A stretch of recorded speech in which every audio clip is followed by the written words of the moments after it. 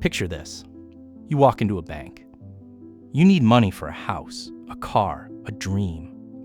The banker reviews your papers, nods, and types on the computer. Moments later, your account shows new numbers. Money has appeared. But where did it come from? The government didn't print it. The vault didn't empty.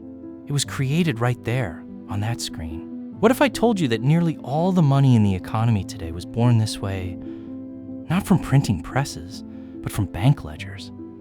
This isn't new. Hundreds of years ago, in the goldsmith shops of London, merchants left their gold for safekeeping. The goldsmiths gave them paper receipts. People began trading the receipts instead of the heavy gold. The goldsmiths noticed something powerful. Most people never came back for their gold at the same time, so they started issuing more receipts than gold they held. They lent out promises, and those promises became money. Today, the principle is identical, only the scale is enormous. When you deposit money, the bank keeps only a small fraction in reserve. The rest can be lent out. That loan becomes a new deposit somewhere else. The process repeats. Money multiplies. Think of it as a chain of promises. You deposit $100 in cash. The bank keeps $10 as reserve. It lends the $90 to your neighbor for her business. She spends it at the local supplier.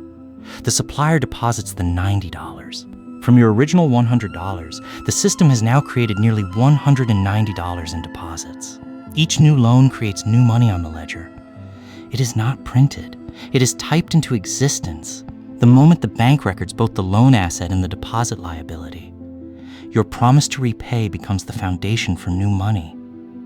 Banks do not need existing money to lend. They create it through accounting entries backed by trust and future repayment. But this chain is fragile.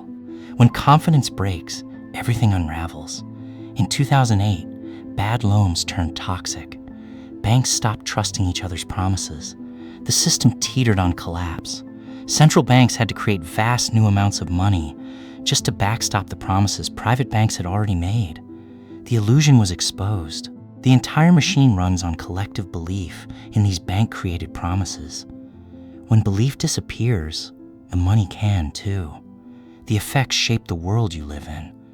Newly created money reaches banks and asset owners first.